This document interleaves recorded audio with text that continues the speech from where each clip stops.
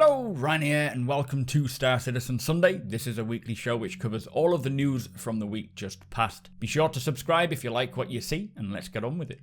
This week, the roadmap receives major exciting new additions. We learn more about CIG's intentions for PvP and PvE, plus Jumptown 2 is coming, and Arena Commander has had a facelift. So this week's Inside Star Citizen kicked off with a talk about PvP, PvE, and the upcoming Jumptown event.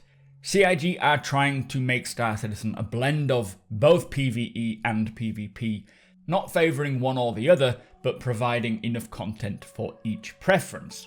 Of course, with it being an open world game with as little restrictions as possible, you may be involved in a PvE mission, but the possibility of a player showing up and attacking you is always going to be a potential, but on the other hand, that player may also be friendly and try lending a hand instead. Now, PvP, they say, has been a great testbed for testing the game, providing insight into new strategies, and also influenced designers for bringing in new weapons, gadgets, and other items as well. They are also very invested in creating areas which are more PvE focused. For example, the systems that are more heavily patrolled or policed like Terra, rather than somewhere like Pyro, which is, of course, a lawless system. But for the more lucrative jobs, these may entail heading into more dangerous areas where PvP is more likely.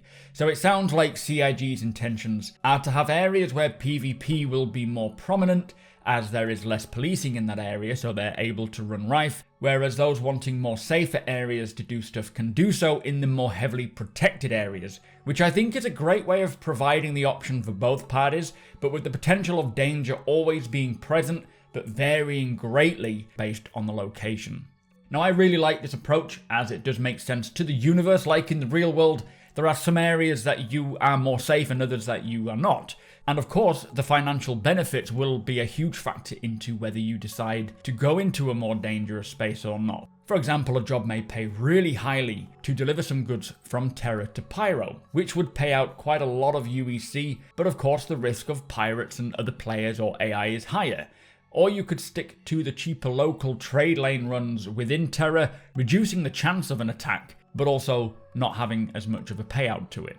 Now, personally, I am both a fan of PvP and PvE, depending on what I'm just feeling like at that time, so having the choice to decide how much danger that I want to put myself into is great. But there clearly has to be a lot of other systems, both planetary systems and game systems, to get to the point where both PvPers and PvEers are happy.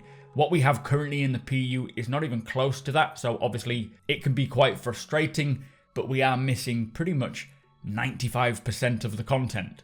Now, of course, the biggest issue right now for PvP to be fun is the frame rates and desync, but they did say that while the engineers are looking into tackling these issues, the other teams will not stop developing content to support that gameplay, which I agree. Now, a new example of this is the Ninetales event, which supports both PvE and PvP, as players will be hired to take on the Ninetales gang, who is an NPC group, but at the same time, the Ninetales will be hiring players to fight on their side. Now, Jumptown, CIG said, was caused by a bug which sent the price of drugs out of whack, meaning that players could fly there, load up on drugs really cheaply, and sell them on for huge profits, which over time created this dynamic situation where players would clash trying to buy the drugs, so it became a huge part of the PU for a long while, even to the point where it was absorbed into the lore of the game and recognised as a point of contention. And if I remember correctly, it was a major factor into the creation of the CDF,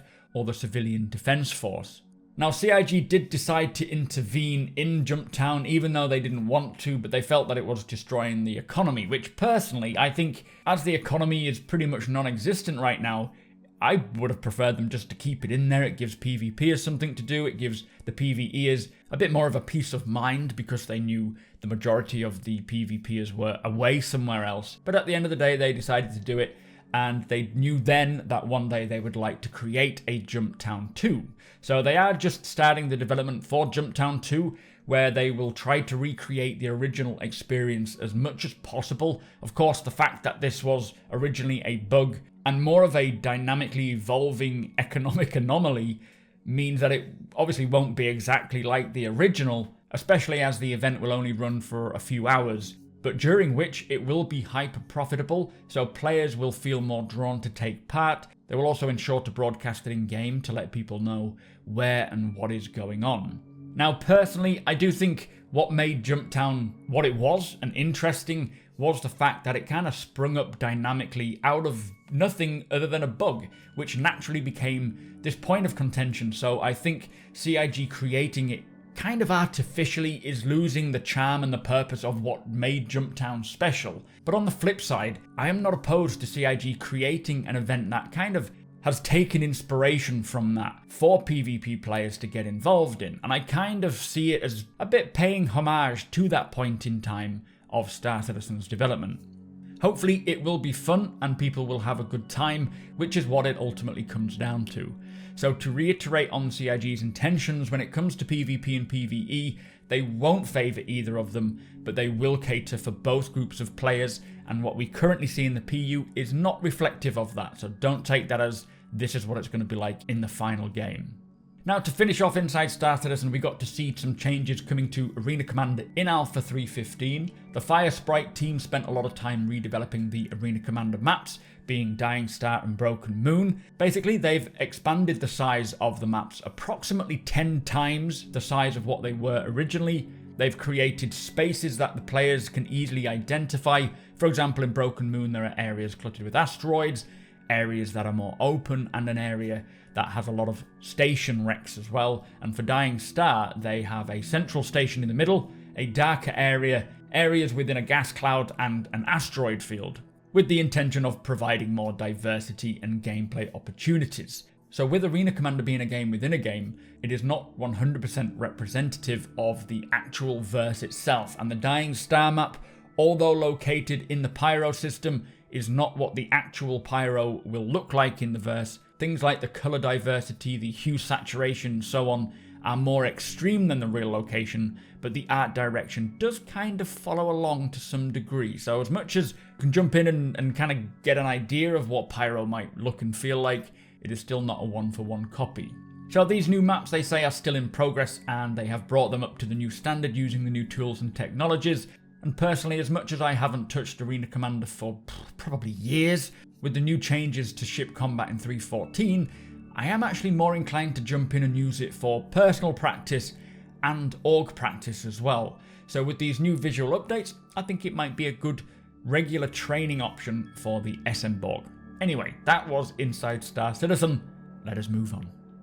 So also this week, Star Citizen Live had members of the QA team, who are the foundational bedrock of all game development. So if you want to learn more about the work that the QA team are doing, I will provide a link below. It is a great episode talking further about what the QA team does, how they don't just play the game, and how insanely important QA are to especially Star Citizen. I highly recommend watching this episode if it is something that you are interested in, or even if you are looking into getting into game development, as many of the current CIG employees actually began life as a QA tester. So Star Citizen Live was a great episode, but not full of that juicy information this time. This week's lore post was titled The Shakedown, which follows a chap called Berkeley, who is desperately trying to sell his haul at ArcCorp before the commodity prices fall. Squadron 42's monthly report was released to the Spectrum, however I have already covered this in a separate video which I will link in the description below. And finally, this week saw the roadmap receive its fortnightly update, and boy was it a big one. If you are yet to see what these new ships and features are recently included on the progress tracker and release view, be sure to watch my video which I have also linked in the description below. You will not want to miss this one. So that brings us to the end of the show. If you do enjoy my content, please consider subscribing and hitting that like button. Also, I am able to do this thanks to my very generous patrons and channel members. If you appreciate what I do and would like to help make it even better from as little as $1 a month, all of the links are provided below.